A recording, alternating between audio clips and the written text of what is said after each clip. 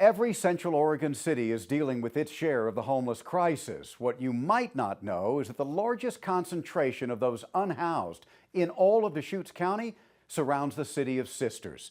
So after yet another decision by that city to deny a request for a cold weather shelter, the second in less than a year, we wanted to know why.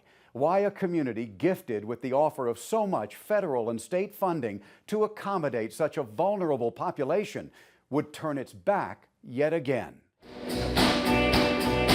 It's a gem in the high desert, from the annual folk festival to the outdoor quilt show, an international attraction, and of course the biggest little show in the world. The city of Sisters has built, honed, and protected its reputation as a Western Camelot in the shadow of the Cascades. The Sisters Way is a uniqueness that has to always hearken back to what we have and what we've had in the past and make sure we don't ruin that. And the Sisters Way has little tolerance for anything that could disrupt the reputation that has taken decades to create. And not everybody really fits into a box of this is what homelessness is. Hannah and Jeremy also bought into the Sisters Way, a different way.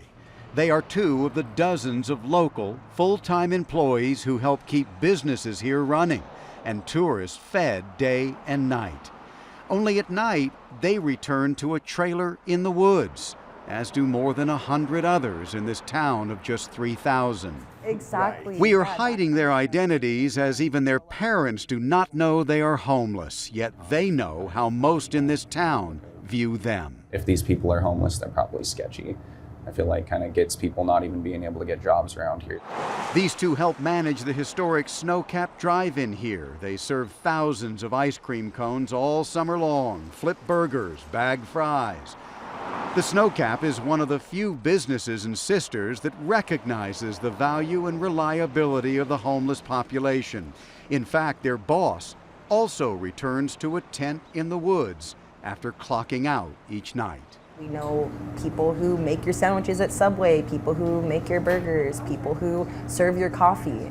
You do want to get on their feet, it's just really not the easiest. This couple's fate turned when their life savings were wiped out in a rental scam. They let their guard down and $5,000 slip away when they became desperate to find housing once they found out Hannah was due with a baby girl in January. They drained everything we had. And that's where it started to kind of go downhill, is trying to make that savings again to be able to actually get into somewhere. Despite the obvious value many of these people in the woods, as they're called here, offer Sisters, the city has struggled to give back. Expecting the cooperation was naive in our part. Winter has returned to the woods, and despite another effort by one of Sisters' most persistent nonprofits to create a cold weather shelter here, the mayor and city council did not see a good fit. Lou Blanchard is a member of that board, spending hours each day connecting with and providing services to Sisters homeless in the woods. We're individuals that not only have we been working with. His Sisters Cold Weather Shelter nonprofit submitted a proposal to the city for a shelter that could have been up and running before the first snowfall. Put a contract on this building, receive more than $1 million in state grants to buy, renovate, and run the shelter in this light industrial complex. Potential options for resolution. The city council and staff all appeared to be on the same page at first. Yes, I'd say we were baited and switched, yeah. The Sisters Cold Weather Shelter Board spent hours with city staff touring that proposed site, asking for their questions and their concerns. Their reaction to the site convinced the board they got it right. They were wrong. When we come back, how Sisters' lack of action is impacting the crisis in the rest of the county.